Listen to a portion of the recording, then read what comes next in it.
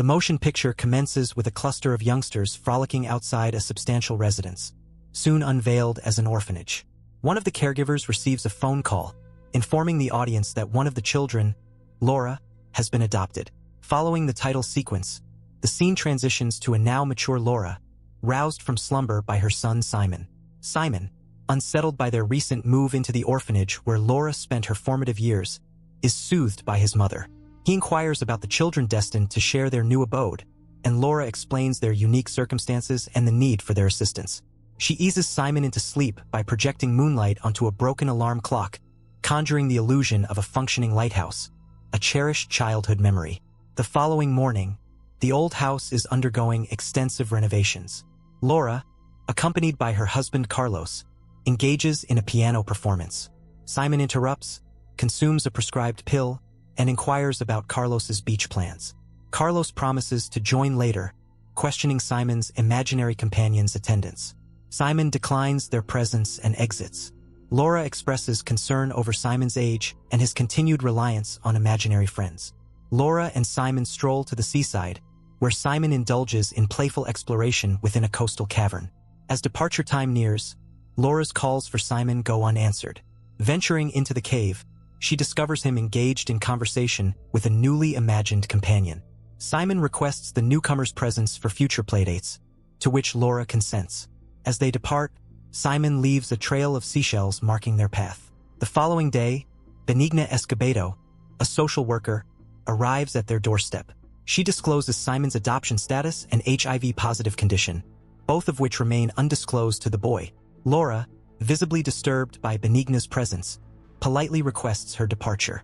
She secures the files pertaining to Simon's adoption and medical status within a kitchen drawer.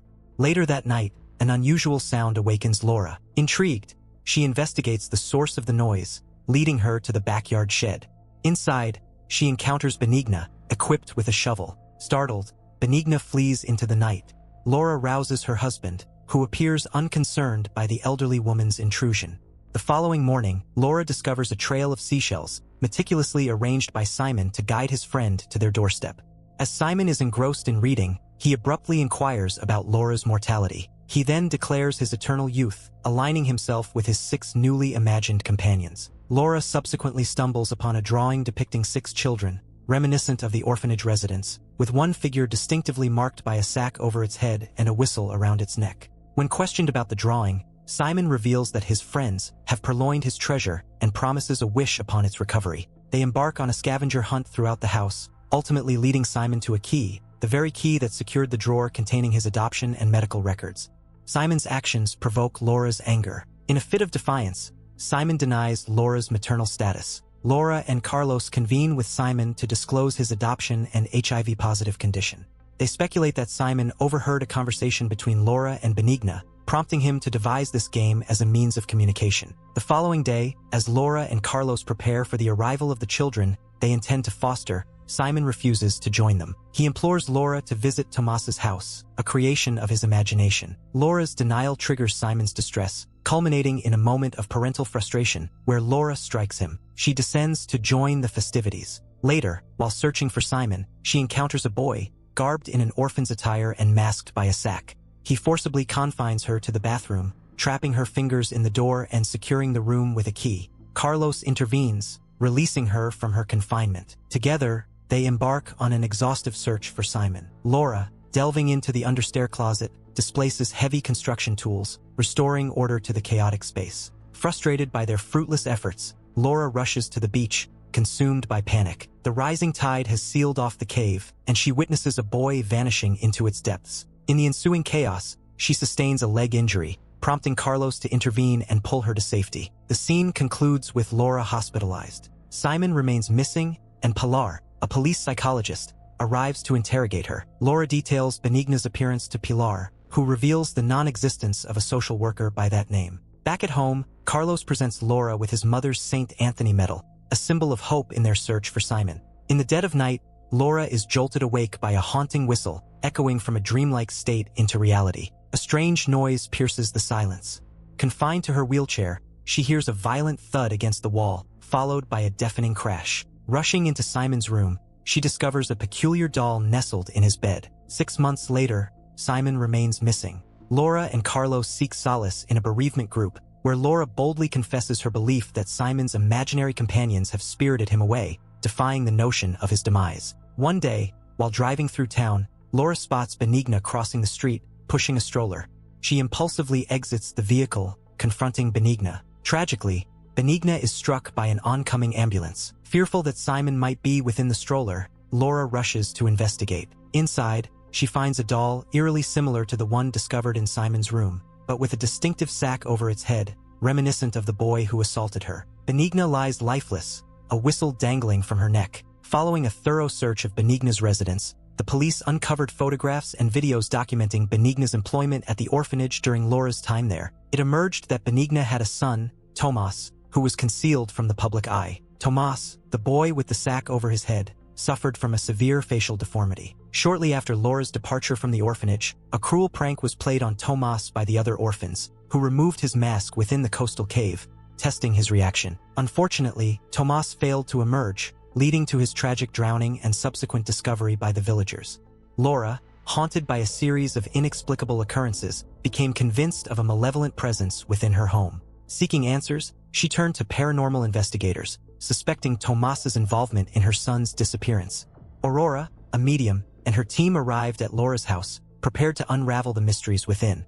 They conducted an exercise designed to bridge the gap between the past, present, and future. In a trance-like state, Aurora encountered a room filled with tormented orphans, their cries echoing with claims of poisoning. Laura inquires about Simon's whereabouts, but Aurora remains uncertain. She reveals a peculiar detail, the lighthouse's illumination piercing through the windows. Convinced of the team's fraudulent intentions, Carlos and Pilar forcibly evict them from the house, dismissing the possibility of supernatural occurrences. Before departing, Aurora imparts a crucial message to Laura: trust her maternal instincts and embrace the power of belief. Empowered by this newfound perspective, Laura enlists the help of the orphans in her search for Simon. A window shatters, revealing a window seat adorned with dolls, one for each orphan, with a single doll missing.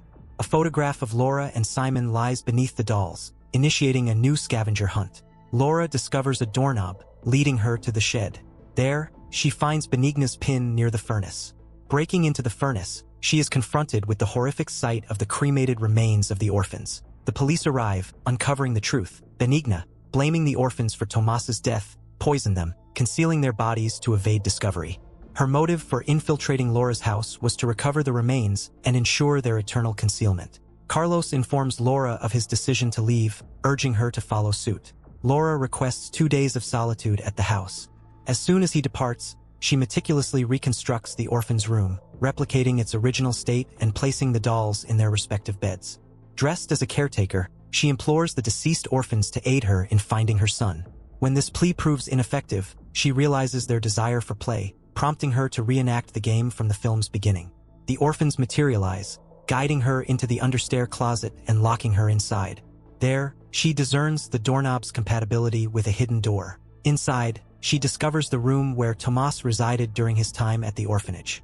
As she sleeps in the bed, she cradles Simon, cautioning him against believing in the other orphans, assuring him of their solitary existence. Upon awakening, the blanket enveloping Simon slips to the floor, empty. Her gaze falls upon the broken railing and the small body lying below, adorned with Tomas's mask. She removes the mask, revealing Simon's lifeless form.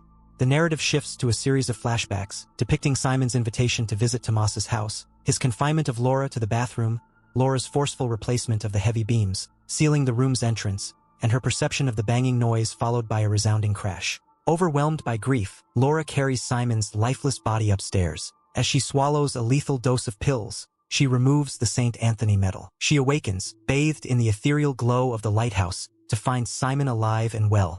Overjoyed, she embraces him. Tomas enters, followed by the other orphans, who express their excitement upon seeing her. Tomas inquires if she will remain and care for them eternally. The scene transitions to Carlos, paying respects at the gravesite of Laura, Simon, and the other orphans. As he enters the house, he discovers the St. Anthony medal, discarded by Laura before her attempted. He gazes upward, a knowing look in his eyes, as the doors mysteriously swing open.